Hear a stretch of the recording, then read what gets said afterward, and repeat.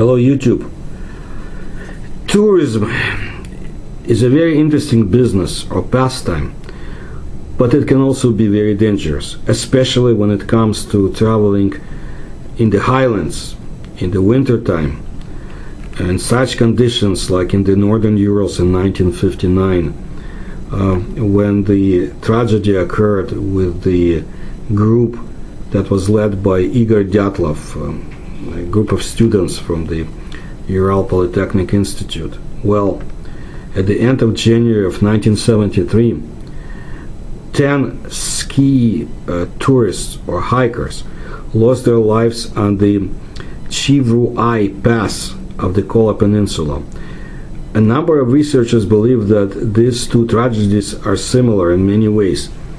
So what is common? There are several similar cases of mass death of tourists or hikers as the Dyatlov Pass. Well, and the Chiroi tragedy was called the closest example, when the group members froze to death, allowing a number of disorderly and at first glance illogical actions. There are many signs of similarity of this accident with the Dyatlov's accident or tragedy. There is also an unsuccessful decision to descend, the separation of the group, death from freezing in similar conditions, according to Russian researchers Buyanov and Slaptsov. In addition, both tragedies are comparable in complexity and duration of search operations, as well as in the number of hypotheses about the causes of the mass death of tourists. The incident at the Chiroi Pass was associated by some researchers with the testing of unknown weapons.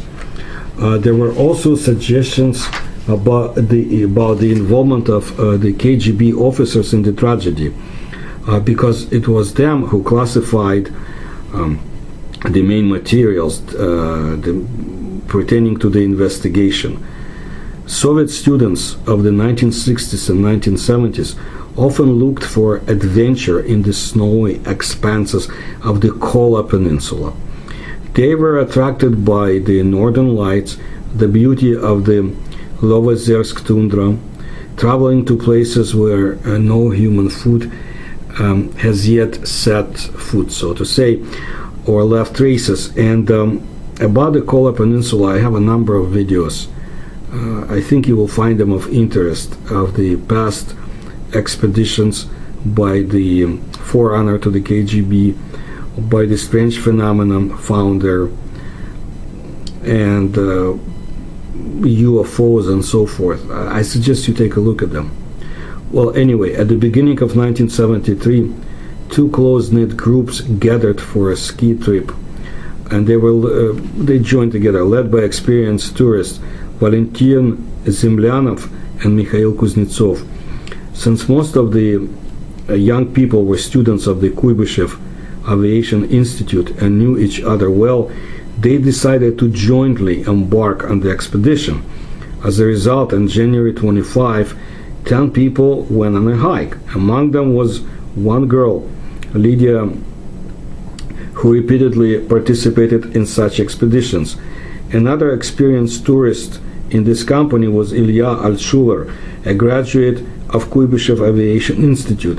The other 6 were newcomers: Sergei Gusev, Yuri Krylov, Artem Lekant, Alexander Novoselov, Anatoly Pirogov, and Yuri Ushkov. They all perished. The Chiroi tragedy was described in the book Safety in Ski Hikes and Emergency Situations of Winter Conditions by a well-known specialist in sports tourism, Pyotr Ivanovich Lukayanov. He believes that the main reason for the death of all of the group members was a series of mistakes made by the young people themselves. For some reason, they could not put up a tent. They separated and froze to death. It is known that on the afternoon of January 26, 1973, in the Lovozersk tundra, the air temperature dropped to minus 24 degrees Celsius.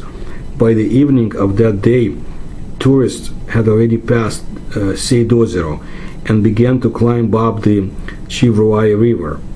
In the evening, the hikers, made a stop. They had a good meal. Instead of pitching a tent and settling down for the night, they decided to move on, despite the gathering dusk and the increasing wind. There are no entries in the diaries with the motivation that shows motivation for such a decision. There were no reasons for haste. They had just started the itinerary. There were a lot of products. The passage of the pass was planned for the next day. They ascended to the plateau by the northern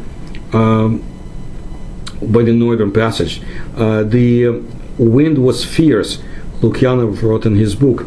At night, the air temperature dropped sharply. A real hurricane began with gusts to up to 50 meters a second. It is possible that the hikers could not put up a tent because of the strong wind. The group split up for some reason. 5 students went either to scout the area or to get help. By morning, all of them were frozen. Some did not find the road or could not walk anymore. Others simply did not wait for the rescue. On January 31st, the tourists were supposed to return safely from the hike, but this did not happen. A blizzard prevented the search from the starting at all. Only on February 6th, rescuers, among whom were servicemen of the Kirov military garrison, reached the pass on skis. The bodies of the 5 hikers who remained at the place where they were caught by the hurricane, they were seen immediately. And then the searchers found 2 more a little further away. On February 27th, the remains of 2 more were found. They were lying at the edge of the gorge of about 2 kilometers from their comrades. The last, already in June 1973, the body of Ilya Altshuler was found, and this guy died at the right slope of the pass. Since no one knows what really happened on that frosty night with the Kuybyshev students, their death caused a lot of rumors and hypotheses, just as in the case of the Igor Dyatlov's group. On February 13, 2019, the Murmansk Bulletin published an article by journalist Ekaterina Andreeva, following the footsteps of dozens of winters. The author told about the expedition to the Levozersk tundra, which was undertaken by the cousin of one of the dead tourists, Viktor Voroshilov. A resident of Nizhny Novgorod, was only 2.5 years old when his relative, first-year student of the Kuybyshev Aviation Institute, Anatoly Pirogov, went on that deadly hike. Viktor Voroshilov decided to personally visit the site of the tragedy, talk to the residents of nearby settlements to understand what really happened to tourists. Before his journey, the researcher studied many different explanations of what happened, including the most fantastic ones. So let's look at the hypotheses in existence today. Hypothesis number 1, students were killed. Despite the fact that all information about the tragic incident was classified by the KGB, information did leak to the press or media that some corpses had no eyeballs, as if someone had cut them out of their sockets. Although Anatoly Pirogov's body, according to his relatives, had no injuries, the possibility of murder is being considered by a number of researchers. Hypothesis number 2, mystical Seyd Ozero. The territory of the Seyd Ozero has long enjoyed a bad reputation among the people. These places are considered mystical. Students could be influenced by some otherworldly force that caused the collective clouding of consciousness. So they acted illogically. Hypothesis number 3, a split in the group. It is possible that there was a conflict for leadership between the leaders of the group, Mikhail Kuznetsov and Valentin Zemlyanov, which forced the young people to split up. Hypothesis number 4, meteorological rockets. Some researchers suggest that secret weapons tests or launches of meteorological probes were conducted on the Kola Peninsula, which were supposed to track the movement of an approaching hurricane. Tourists could have witnessed one of those launches, got scared, and acted irrationally. Hypothesis number 5, Bigfoot. Experts on paranormal phenomena claim that in the harsh conditions of the tundra, away from prying eyes, the so-called abominable snow people live, who could mistake tourists for aggressors trying to occupy their territory. Hypothesis number 6, aliens. Well, this hypothesis for the cause of the death of the hikers is an unexpected encounter with a UFO, which led to a panic among the young people. As you can see, the Chiroi tragedy with what happened at the Dyatlov Pass is related not only to natural and climatic conditions and the logically inexplicable actions of the victims, but also the hypotheses that I listed put forward by various researchers. And of course, if you read my books and see my videos, you'll find out quite a lot about the UFOs present around that area historically and other strange phenomena. It's a very interesting place to visit, but I would stay away from the Seyd Ozero and some other territories, because you may bring upon yourself forces that are not easily to understand, and you need to know a little bit more than just to wander off to explore something that may be protected. Anyway, there is of course the explanation that the hikers might have just frozen to death.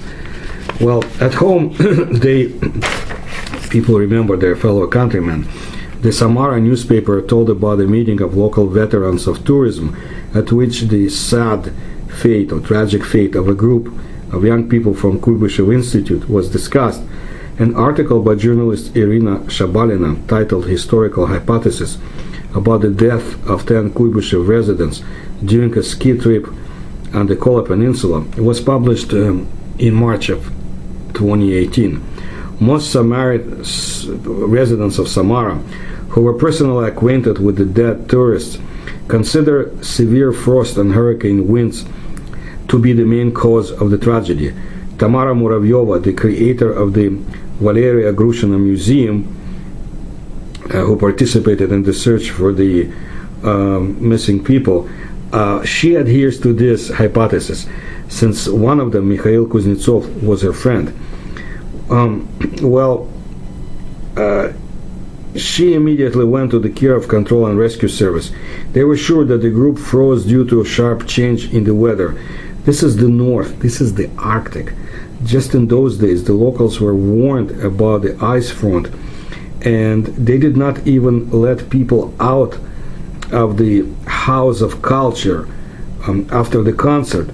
The locals, they waited until the elements subsided, but when the service staff marked the group of Misha Kuznetsov when going on the itinerary, there was no alarming weather information as yet before they departed. And the tourists, they went toward the Chiroi Pass as planned, according to Tamara Alexeyevna Muravyova. The meeting of Samara tourism veterans was also attended by meteorologist Tabriz Sharafiev, who also visited the Kola Peninsula as part of ski groups on their hikes. He strongly refuted the hypothesis of the involvement of the meteorological probe in the Chiroi tragedy. In those days, the temperature drop on the Kola Peninsula was from -10 to -45 degrees. In the Arctic, such a weather front can move with great speed and be accompanied by a terrible hurricane wind. Apparently, that's what it was. This is a terrible element. It is possible that such a cyclone caused the young people to literally be scattered in different places, according to Tabriz Sharafiev. And the fact that the case of the death of those students was classified, the specialist explains that the general practice of the Soviet special services, who simply did not want to excite, so to say, according to him, society with such information. One way or another, the exact cause of the Chiroi tragedy remains unclear, and who knows if it ever will be found. We will see. Maybe someday information will be declassified. I will bring you more stories related to paranormal phenomena or similar from the old Soviet Union and modern Russia and other parts of Eurasia. If you can support my research, please find the links in the description to this video. Please subscribe to my channel and please tell others. Thank you.